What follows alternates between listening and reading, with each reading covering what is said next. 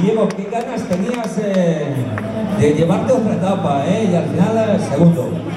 Sí, bueno, te lo he dicho a la salida, tenía intención, pero bueno, al final 5 días, pesa, pero bueno, ayer fue un día malo para el equipo, yo no estuve a la altura y bueno, todos estuvieron conmigo hasta el final y quería intentar devolverlo, pero bueno, segundo puesto, está muy bien, me voy aquí con un primero, un segundo, un tercero y un quinto la mano para el equipo, así que vamos a estar contentos y nada, a disfrutarlo y terminar la temporada con mucho orgullo. Porque menuda vuelta habéis hecho. Menuda vuelta, personalmente tú has hecho una vuelta excelente.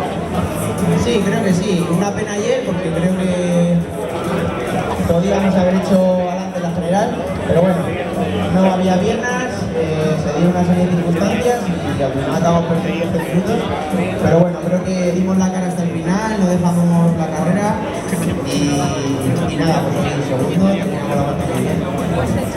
Seguramente si hubiera un premio a la compatibilidad te lo habrías llevado. Bueno, puede ser, pero al final, como actividad también están todos los días en curva y bueno, yo eso no lo he hecho, hay corredores que han luchado también mucho y bueno, creo que en estas alturas todos hemos tenido un compatible porque se hace muy duro. ¿Toca descansar ahora? Sí, sí, toca descansar, coger aire y preparar el 2017 de la mejor manera posible. Enhorabuena. Muchas gracias a todos. Ahí está, segundo clasificado en el día de hoy, suma en su palmarés en esta vuelta un primero, el segundo de hoy un tercero.